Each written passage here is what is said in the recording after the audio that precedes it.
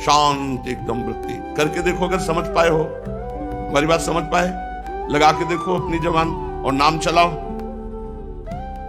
जब विषय चिंतन हो रहा होगा तब आप देखना आपकी जबान का अग्रभाग नीचे की तालू की तरफ होगा, ऐसे तुरंत उसे घसीटो और ऊपर लाओ, नाम जब शुरू कर दो, विषय चिंतन खत्म होने लगेगा। बहुत ही कम बोलना, जहां तुम्हें गला खूब उच्च स्वर से बोल बोल करके थकाना है नाम कीर्तन में, वहां तो मौन बैठे हो, और जहां प्रपंच में मौन रहना चाहिए वहां खूब मुखर हो रहे हो, खूब बातें कर रहे हो। नाम कीर्तन में खूब उच्च स्वर से गाना चाहिए, और जब प्रपंच की चर्चा हो तो मौन हो जाना चाहिए। बहुत ही कम बोलनो, प्रपंचिन सो सदा बचतो रहनो। जो इष्ट निंदा करते हो, गुरु निंदा करते हो, संत निंदा करते हो, प्रपंच की बात करते हो, नास्तिक प्रवृत्ति, भगवत विमुख, ऐसे लोगों से बचो, जिनके संग से हमारा भजन छूटे, ऐसे ऐसे से बचो। तजोरे मन हरि विमुखन को संग, जाके संग कुमति मति उपजय करत भजन में भंग। तजोरे मन हरि विमुखन को संग। बहुत कम बोलनो और प्रपंचिन को देख के बचिबो। अरे वो आ रहा है, जरूर बात करेगा, हट जाओ, मौन हो जाओ, माला दिखा दो, बातचीत मत करो, माला चल रही है, बचाओ, किसी तरह अपने को प्रपंच से बताओ। दूसरे की चर्चा कबहू ना करने को नियम ले, कि हम दूसरे के विषय कितना चर्चा करेंगे ना दूसरे की निंदा सुनेंगे, ये नियम ले लो। जहां कोई दूसरे की बात, वो अमुक है उसको कान में अंगुली, राधा राधा राधा राधा। क्रोध कबहू नहीं करना, सपने नहीं देखा पर दोषा, कभी क्रोध नहीं करना।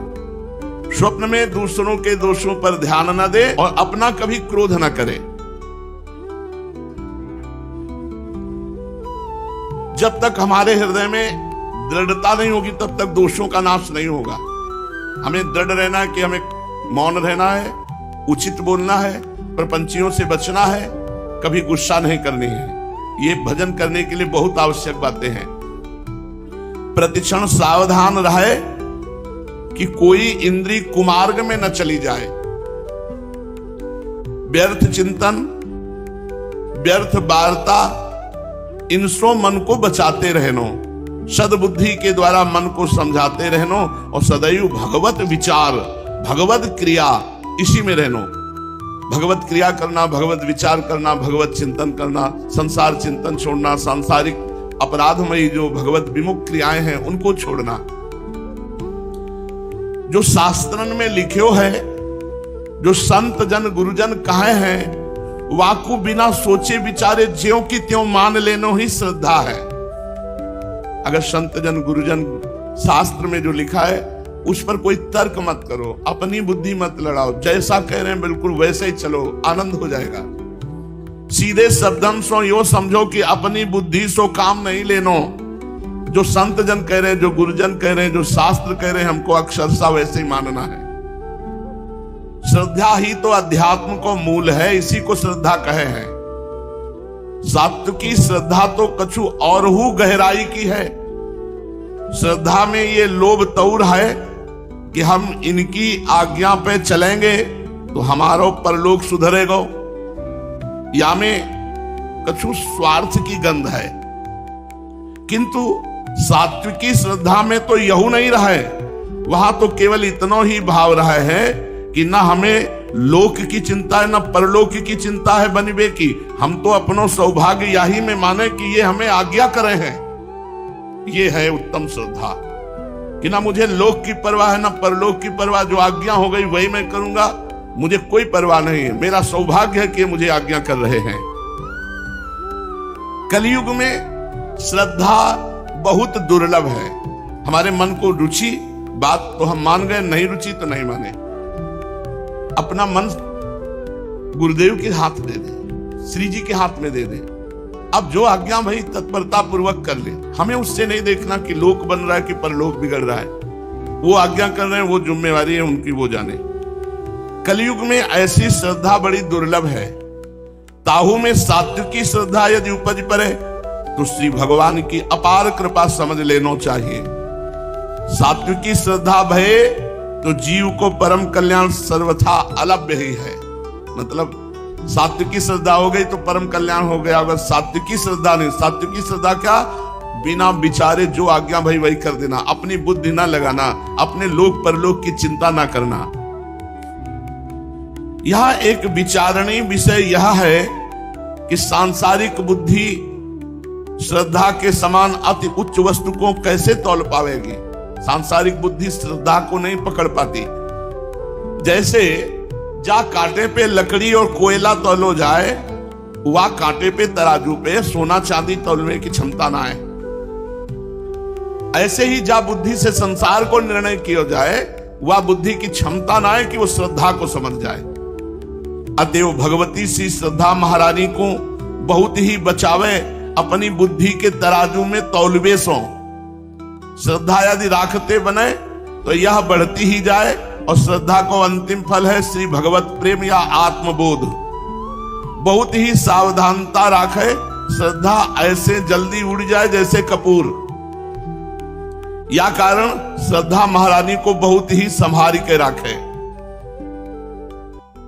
अत्यंत आर्त होई के दोनों हाथ बांध के प्रभु से भीख मांगे कि हमारी श्रद्धा पुष्ट रहे गुरुदेव के चरणों में और गुरुदेव के वाक्यों में। हम कभी उनकी आज्ञा का उल्लंघन न करें। मेरी परम दयामयी श्रद्धा मां, जब तुम कृपा करके या अधम जीव के अंतःकरण में आए के विराजी हो, तब इतनी कृपा और हु करो कि अब यह अंतःकरण को अपनो निजी घर बनाए ले, साथ ही अपने योग्य अंतःकरण को सुधार ले। मेरी परम दयामयी मां, तात्पर्य इतनो ही है कि सर्वतो भाव सो श्री भगवती श्रद्धा महारानी को दृढ़ता के साथ अंचल पकड़ ले। फिर तो यह दयालु श्रद्धा मैया अपने लाल को निरंतर ऊपर ही उठाती रहेंगी, तथा इनको चैन तब मिलेगा जब अपने लाल को प्रिया प्रीतम सो मिलाए देंगी। श्रद्धा का फल है प्रिया प्रीतम से मिल जाना।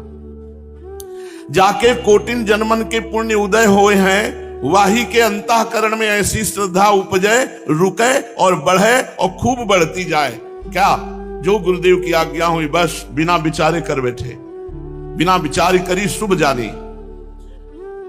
अतृप्ति की भावना बनी रहे भजन में। ये सबरी बातें लेनो चाहो तो एक बात को अभ्यास करो कि कहां मैं तुच्छ और कहां गुरुदेव।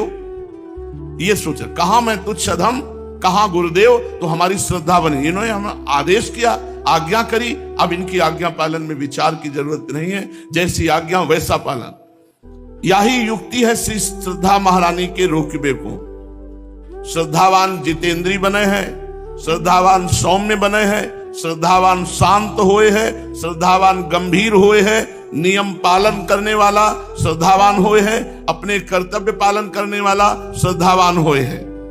परम दृढ़ हुए जाए श्रद्धावान। श्रद्धावान ही दैन्य की मूर्ति हुए हैं। श्रद्धावान में समस्त भागवतिक सद्गुण आए के निवास करे हैं। श्रद्धावान को पतन नहीं होए, श्रद्धावान को अवश्य ही प्रेमी बननो परोगो। इसलिए खूब संत गुरु वाक्यों पर श्रद्धा करे और निरंतर नाम जप करे और अपनी कमियों को देखता रहे और एक डायरी में लिखता रहे रोज की रोज रात्रि में कि आज कौन सी कमी हुई, आज कौन सी कमी हुई, और उसका त्याग करता रहे। श्रीमद् भागवत महापुराण। भगवान श्री कृष्णचंद्र जी से उद्धव जी ने प्रश्न किया कि हे करुणामय भगवान, आपकी भक्ति का स्वरूप क्या है और कैसे प्राप्त होती है। भगवान वर्णन करते हैं, श्रद्धामृत कथायाम में शश्वन्मदनु कीर्तनम परिनिष्ठा च पूजायाम स्तुति भी स्तवनम मम आदरः परिचर्यायाम सर्वांगैरभिवंदनम मदभक्त पूजा व्यधिका सर्वभूतेषु सन्मतिः मदर्थे स्वंग चेष्टा च वचसा मदगुणेरणं मय्यर्पणं च मनसः सर्वकाम विवर्जनम मदर्थे अर्थ परित्यागो भोगस्य च सुखस्य च इष्टम दत्तम हुतम जप्तम मदर्थम यद्व्रतम तपः। बहुत सुंदर बात है। कैसे भक्ति प्राप्त होगी तो भगवान ने कहा, श्रद्धामृत कथायाम में सस्वन मदनु कीर्तनम परिनिष्ठा च पूजायाम स्तुति भी स्तवनम मम। जो मेरी भक्ति प्राप्त करना चाहता हो वह मेरी अमृतमयी कथाएं खूब सुने, कथा सुनने में खूब श्रद्धा रखे। जहां भगवान की चर्चा हो रही हो, जहां भगवान के भक्तों के चरित्रों का गायन हो रहा हो, चुपचाप जाए, शांति से वहां प्रणाम करके बैठ जाए, वार्ता ना करे और कानों को एकदम एकाग्रता पूर्वक उनके वचनों में लगाए और सुने खूब। निरंतर मेरे गुण लीला का गायन करे, नामों का कीर्तन करे। भगवान ने भक्ति प्राप्ति का उपाय बताया कि भगवान की लीला कथा खूब सुने और खूब गाए और नाम कीर्तन करे। मेरी पूजा में अत्यंत निष्ठा रखे, भगवान की सेवा, विग्रह, छवि, इनमें विशाल श्रद्धा रखे कि साक्षात भगवान विराजमान है, साक्षात प्रियालाल विराजमान है, नाम सेवा साक्षात प्रियालाल है, और खूब सेवा में भाव रखे और स्तोत्रों के द्वारा मेरी स्तुति करे, प्रभु की स्तुति करे। यहां अपने यहां स्तुति नहीं, पद गायन है। मंगला के अलग, श्रृंगार के अलग, राजभोग के अलग, उत्थापन के अलग, संध्या के अलग, वन विहार के अलग, शयन के अलग, समय समय के सब पद हैं। तो वो सेवा भी करे और पद गायन भी करे। और जब सेवा पूजा पद गायन हो जाए तो सामने साष्टांग लौट करके प्रणाम करे। नियम दिया गया था 11, 21, 51 स्वयं नियम ले लो, ठाकुर की दंडवत करो। करते हैं, चल रही अभी साधना वही जो जीवन में ले, और जब तक शरीर काम करे तब तक। अब जब शरीर ही नहीं काम कर रहा है तो दंडवत कैसे करे? नहीं, तब तक दंडवत करता रहे। सामने साष्टांग लौटकर अपना मंत्र अंदर उच्चारण करे, अंदर ही अंदर, और हाथ जोड़कर फिर खड़ा हो जाए, फिर मंत्र उच्चारण करते हुए प्रणाम करे। और भगवान कह रहे हैं कि मेरे से भी अधिक मेरे भक्त का आदर करे। अगर भक्ति हृदय में धारण करनी है तो मदभक्त पूजा व्यधिका सर्वभूतेषु मनमति, सब में तो भगवान का भाव करे, भक्तों में भगवान से बढ़कर भाव करे। ये बड़ी बात है। भक्तों की पूजा मेरी पूजा से बढ़कर करे और समस्त प्राणियों में मुझे ही देखे। अपने एक एक अंग की चेष्टा केवल मेरे लिए ही करे, वाणी से मेरे ही गुणों का गान करे और अपना मन भी मुझे ही अर्पित कर दे तथा सारी कामनाएं छोड़ दे मेरे ऊपर। भगवान की इच्छा होगी तो पूर्ण हो जाएगी, भगवान की इच्छा होगी तो नहीं पूर्ण होगी। पूर्ण होने और नहीं पूर्ण होने में, दोनों में हमें खुशी रहना है, दोनों में हमें प्रसन्न रहना है, क्योंकि भगवान जो उचित समझेंगे वो कामना पूर्ण कर देंगे। और खास बात भगवान कह रहे, मदर्थे अर्थ परित्यागो, मेरे लिए जो धन के द्वारा मिलता है भोग, उसका त्याग कर दे। मदर्थे अर्थ परित्यागो भोगस्य च सुखस्य च, मेरे लिए धन का, भोग का और प्राप्त सुख का भी परित्याग कर दे, और जो कुछ यज्ञ, दान, हवन, जप, व्रत और तप करे वो सब मेरे को अर्पण कर दे। मयि अर्पणम च मनसा सर्व काम विवर्जना, सब जितने भी कार्य हैं भगवत पूजा के भाव से करो और भगवान को अर्पित कर दो। उद्धव जी, जो मनुष्य ऐसे चलता है उसे मेरी भक्ति प्राप्त हो जाती है। पकड़ा? भगवान की भक्ति कैसे प्राप्त होती है? भगवान की खूब कथा सुनने से, भगवान की लीला भरे पद गायन करने से, नाम संकीर्तन से, भगवान की सेवा पूजा, उनको साष्टांग प्रणाम और भक्तों को भगवान से बढ़कर के मानना, अपने एक एक अंग की चेष्टा भगवान के लिए करना और हर कर्म भगवान को समर्पित कर देना, सारी कामनाएं भगवान को अर्पित कर देना कि जो मनावे सो पूरी करो, अब जोई जोई प्यारो करे सोई मुहि भावे। भगवान के लिए धन, भोग, प्राप्त सुखों का परित्याग और यज्ञ, दान, हवन, जप, व्रत, तप जो किया जाए सब भगवान को अर्पित किया जाए। इससे मेरे प्रति आत्मनिवेदन कर देने से उनके हृदय में मेरी प्रेममयी भक्ति का उदय होता है, और जिससे मेरी भक्ति प्राप्त हो जाती है उसके लिए और किसी दूसरी वस्तु का प्राप्त होना शेष नहीं रह जाता। इस प्रकार धर्मों का पालन करने से चित्त में जब सतोगुण की वृद्धि होती है तब वह शांत होकर आत्मा में लग जाता है। उस समय साधक को धर्म, ज्ञान, वैराग्य और ऐश्वर्य स्वयं ही प्राप्त हो जाता है। ये संसार विविध कल्पनाओं से भरपूर है। सच पूछो तो इसका नाम तो है किंतु कोई वस्तु नहीं है।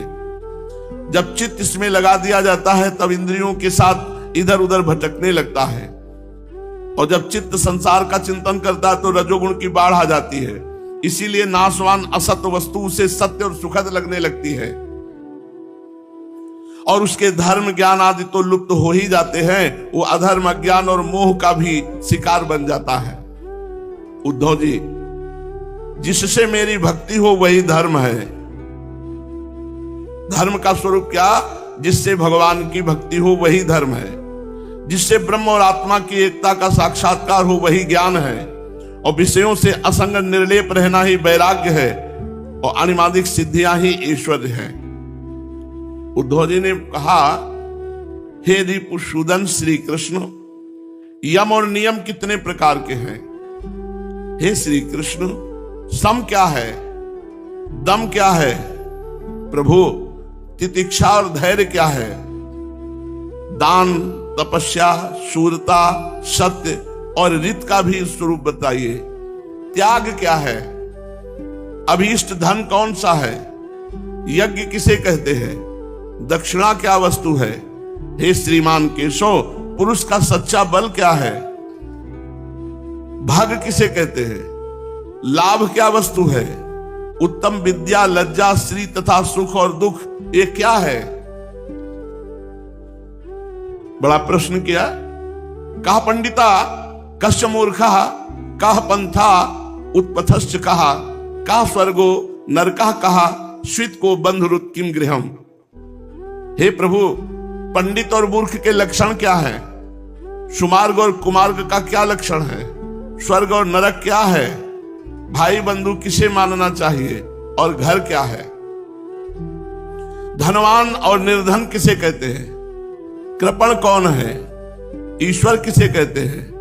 हे भक्तवत्सल प्रभु, आप मेरे इन प्रश्नों का उत्तर दीजिए और साथ ही इनके विरोधी भावों की भी व्याख्या कीजिए। भगवान श्री कृष्ण ने कहा कि जो यम है वो 12 है।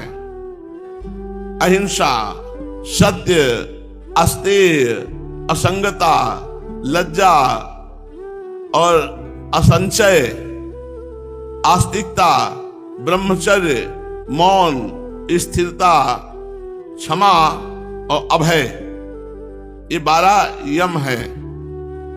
बहुत बड़ी बात है यम नियम। मन, वाणी, शरीर से किसी की हिंसा न करना, सदैव सत्य बोलना, चोरी न करना, किसी का संग न करना, पाप कर्म में लज्जा आना, कुछ भी नहीं जोड़ना, असंचय, आस्तिकता, बड़ी श्रद्धा विश्वास भगवान और शास्त्रों पर, ब्रह्मचर्य, मौन, स्थिरता, क्षमा और अभय, ये 12 यम है। नियमों की संख्या भी 12 है।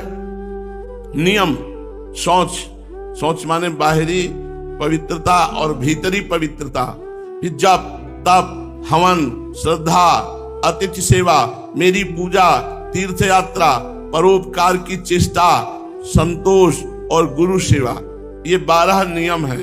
12 यम और 12 नियम।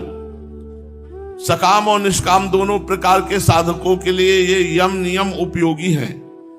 जो साधक यम नियम का पालन करते हैं तो चाहे भोग चाहे मोक्ष चाहे सब प्राप्त हो जाता है। और सम, बुद्धि का भगवान में लग जाना सम कहते हैं। इंद्रियों का संयमन का नाम दम है। न्याय से प्राप्त दुख के सहने का नाम तितिक्षा है। जिह्वा और जनेंद्रिय पर विजय प्राप्त करना ही धैर्य है।